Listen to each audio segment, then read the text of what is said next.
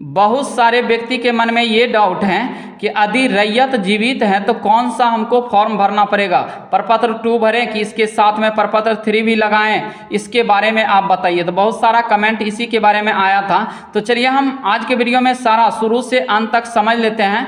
यदि आप भी अपना ज़मीन का सर्वे फॉर्म भरने जा रहे हैं तो इस वीडियो को ज़रूर देख लें ताकि आपका सारा डाउट क्लियर हो सके और आपका फॉर्म थोड़ा सा भी रिजेक्ट नहीं होगा। तो चलिए हम यहाँ से समझते हैं और पूरा भरना भी सीख लेते हैं। तो देखिए प्रपत्र 2 उसके लिए है जो कि अभी रैयत जीवित है, ठीक ना, तो वो सिर्फ अभी मतलब प्रपत्र 2 ही भरेंगे। तो देखिए और प्रपत्र 3 किसके लिए है उसके बारे में भी आगे में हम बात करने वाले हैं। तो देखिए प्रपत्र 2 कैसे आपको फिलअप करना है ताकि आपका रिजेक्ट ना हो। मान लेते हैं कि अभी रैयत जो है ना अभी जीवित है और उसका ज़मीन का फॉर्म जो है ना भर के सर्वे में डालना है, तो कैसे भरें आप। तो देखिए आपको इस तरह से एक प्रपत्र 2 मिलेगा और आपको यहाँ से क्या करना है कि इसको फिलअप करना है, ठीक ना। तो आपको भरना है क्या, राजस्व ग्राम, आपका जिस ग्राम में मतलब जहाँ पे ज़मीन है और वहाँ का जो पता है वो डालें, ठीक ना। आपका आधार कार्ड में कुछ और है, अस्थाई पता है, तो वो चीज़ आप नहीं डालें। यदि दूसरे जगह आपका घर है और ज़मीन कहीं और का है तो वो चीज़ ये नहीं डालें कि आधार कार्ड का आपको पता डालना पड़ेगा, नहीं, आप जिस राजस्व ग्राम में ज़मीन है वहाँ का पता डालेंगे, ठीक ना।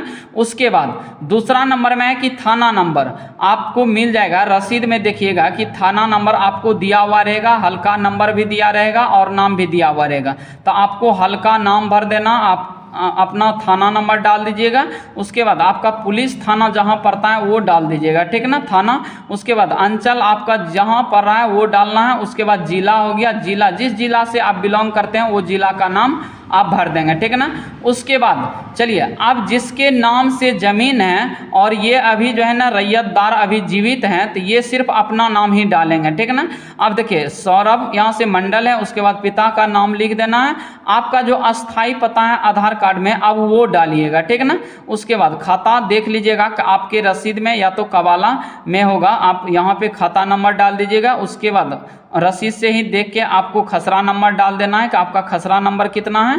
उसके बाद आपका जो रकबा है टोटल ज़मीन कितना है वो दर्शा दीजिएगा। जैसे यहाँ से आपका 5 डिसमिल 10 डिसमिल या 1 एकड़ 2 एकड़ जितना भी ज़मीन है वो रकबा में भर देना है। उसके बाद चौहद्दी, एक चीज़ इसमें ध्यान देना होगा कि यदि आपका वर्तमान में जो भी चौहद्दीदार है आपके बगल में जो भी खरीद करके मतलब जो है ना बगल में लिया है उसका वर्तमान वाला डालिएगा, ठीक ना। यदि कबाला में किसी दूसरे का नाम है और वर्तमान में कोई दूसरा है तो आप कबाला वाला छोड़ के आप वर्तमान वाला डाल सकते हैं, ठीक ना, ताकि आपका सर्वे होने आए तो अच्छे से पता चल सके कि आपके बगल में कौन है और अरिया चौधरी आपका कौन है। तो चलिए इसके बारे में हम देख लिए कि आपको इसमें क्या करना है कि मतलब जो है ना चौहद्दी डाल देना है। अब देखिए ज़मीन का किस्म कैसा है ये चीज़ समझते हैं कि यदि आपके ज़मीन में कृषि धान बाड़ी जो भी उपजा कर रहे हैं तो उसमें लिख देना है कृषि। यदि खेती बाड़ी कर रहे हैं तो उसमें कृषि डालना है।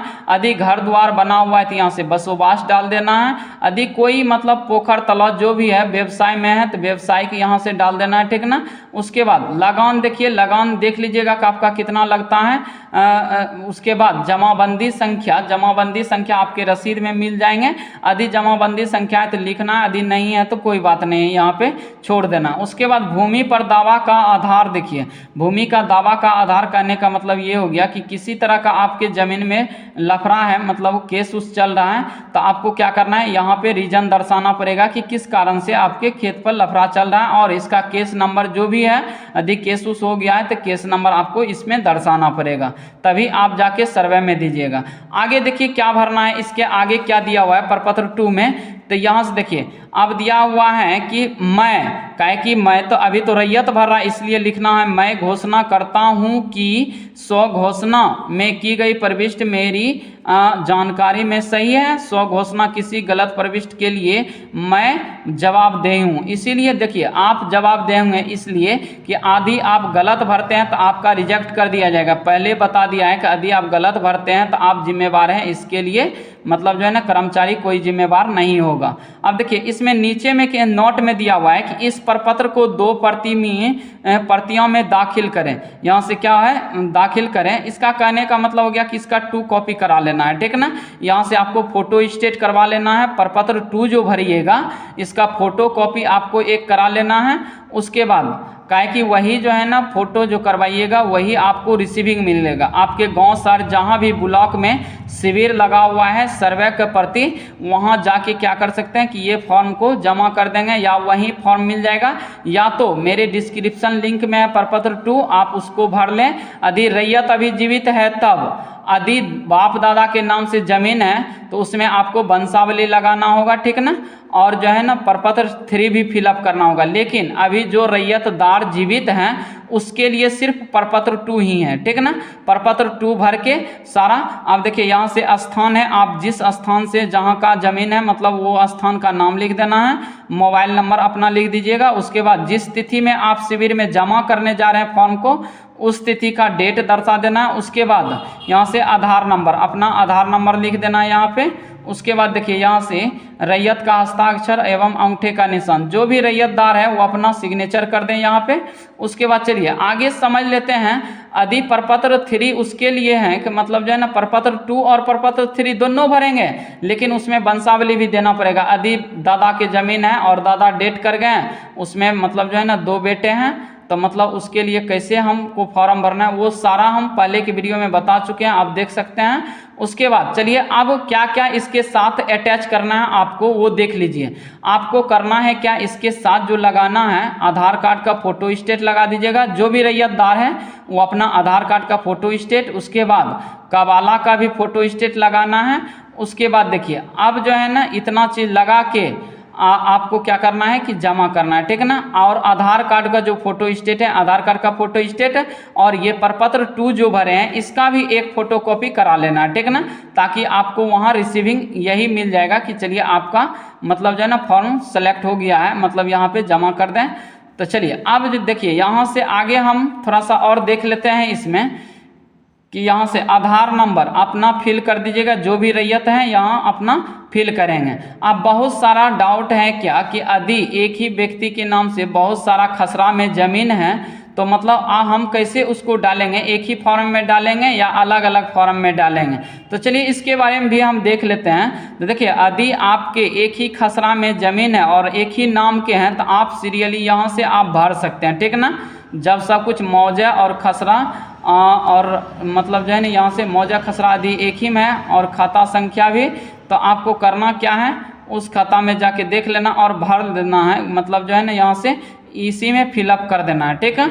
यहाँ से डाल दीजिएगा 2, 3, 4 जो भी है मतलब खाता खसरा आप एक ही फॉर्म में भर के दे सकते हैं। हाँ ये ध्यान रहे कि मतलब जिस व्यक्ति के नाम से उसी के प्लॉट नंबर इसमें है कि नहीं, मतलब खाता खसरा उसी का है ना, नहीं तो गलत हो जाएगा तो फिर रिजेक्ट हो जाएगा आपका फॉर्म। चलिए आपको बता दिया कि इसके साथ क्या क्या लगाना है। तो आपको आधार कार्ड का फोटो स्टेट हो गया, कबाला का फोटो स्टेट, रसीद जो कटता है उसका फोटो स्टेट करवा लेना है, ठीक ना। उसके बाद जाके शिविर जो जहाँ लगा हुआ है आपका अंचल में, जहाँ ब्लॉक में, वहाँ जाके क्या करें इस फॉर्म को जमा कर दें, ठीक ना। जमा कर देंगे और एक रिसीविंग आपको मिल जाएंगे और आप घर आ जाएंगे, ठीक ना। तो आपका एकदम यही प्रोसेस है और 100% ये करेक्ट तरीका है कि यदि रैयतदार जीवित है तो ये फॉर्म भर के डालना पड़ेगा, सिर्फ प्रपत्र 3 नहीं डालना है, ठीक ना। प्रपत्र 3 है क्या कि अभी तुरंत बताएं कि दादा परदादा की ज़मीन है और दादा मर गए हैं तो उसमें 2 बेटे हैं तो 2 बेटे क्या करेंगे कि मतलब इसमें प्रपत्र 2 में दर्शाना पड़ेगा दोनों बेटे का नाम और उसके पिता का नाम। उसके बाद देखिए राजस्व ग्राम जहाँ का ज़मीन है वहाँ का ग्राम डालना है, थाना नंबर डाल देना है, वार्ड नंबर डालना है। उसके बाद पुलिस, देखिए यहाँ से पुलिस थाना है, जहाँ पुलिस थाना पड़ता है वो चीज़ डाल देना है, अंचल है और अपना डिस्ट्रिक्ट का नाम डाल दीजिएगा। काहे कि सब कुछ जो है ना यहाँ से आपको रसीद में मिल जाएगा, हल्का नंबर, उसके बाद जो है ना यहाँ से खाता खसरा और रकबा, ये सारा आपको रसीद में देखने के लिए मिल जाएगा, ठीक ना।